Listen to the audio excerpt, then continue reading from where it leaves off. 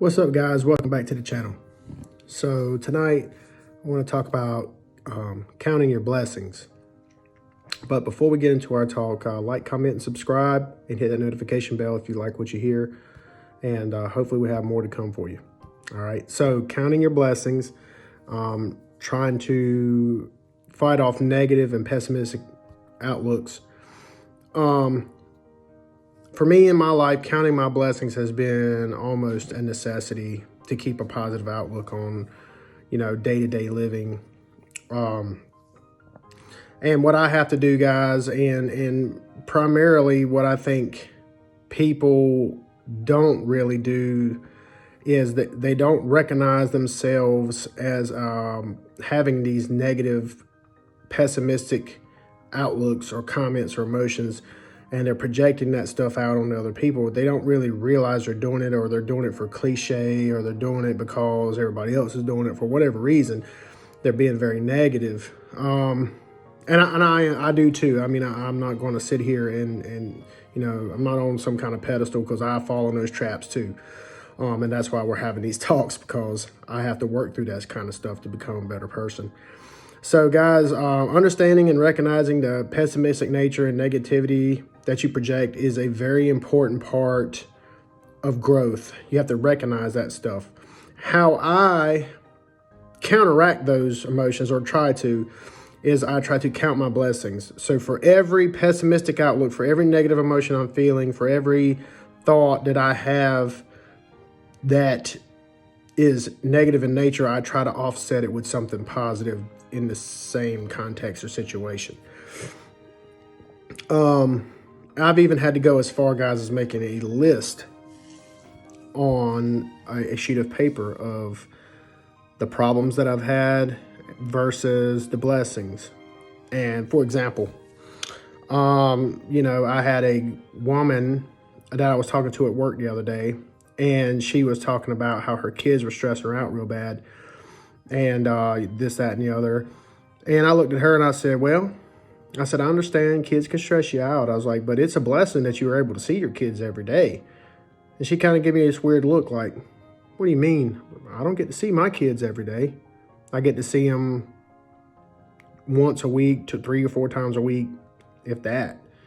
So being able to see your kids every day is a blessing in itself, and being able to watch them grow, and the way they look at you and love you every single day is an inspiration and heart-feeling experience.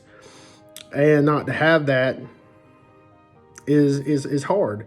So it's a blessing. And so she kind of was like, yeah, you're right. And that kind of, changed her outlook on her kids. She said, and I told her, I said, I understand that it's hard dealing with children every day, but this is a blessing. And so we talked about what we're talking about now. Every time you feel like you're stressed out and about to lose it, try to count your blessings a little bit.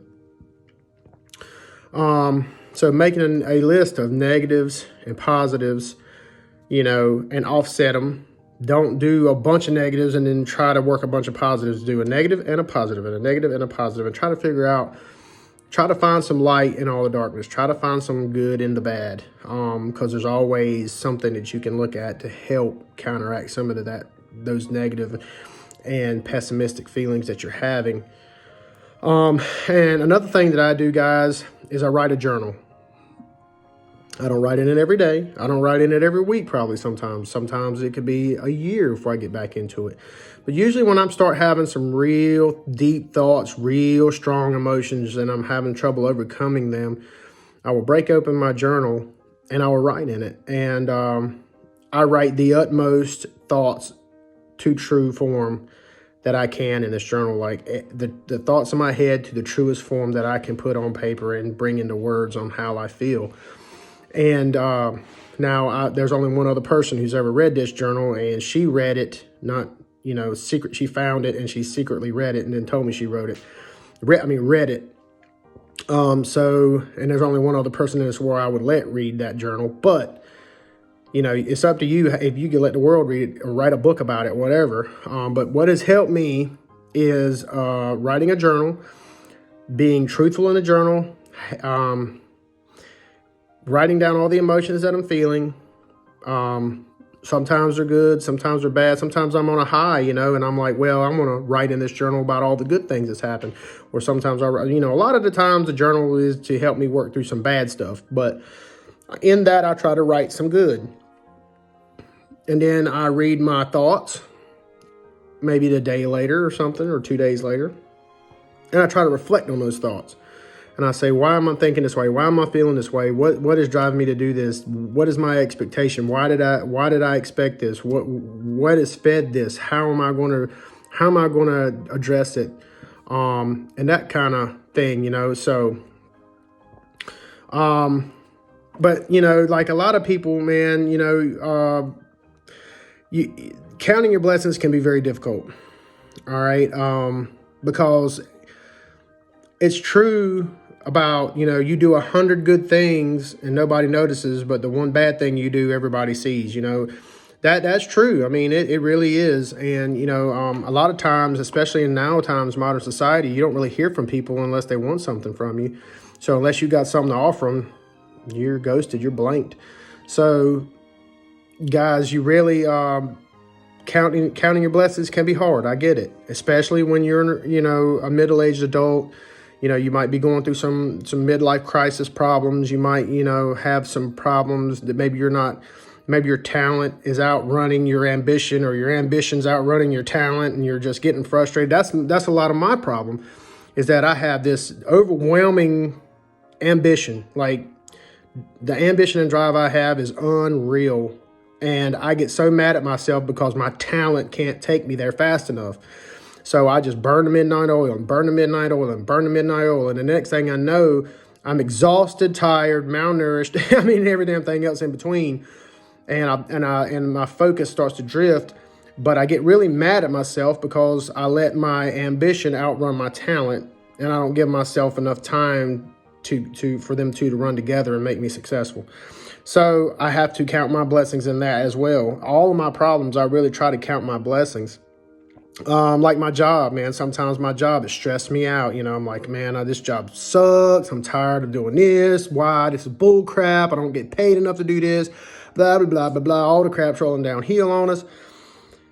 But then I stop and I say, I get a check every 2 weeks. Guaranteed. My health insurance for me and my son is paid. It supports my lifestyle. I have a little extra cheddar to throw around if I need to. I can save for retirement, There's a lot of good with that bad, So it's like, I need to quit complaining because I've had it a lot worse. Health. I can get up every day and go to work. Am I tired some days? Yes. Do I not feel like getting out of bed some days? Sure. Do I not want to see some people at work or see some people in my personal life or whatever the deal is? Yes, maybe that's true.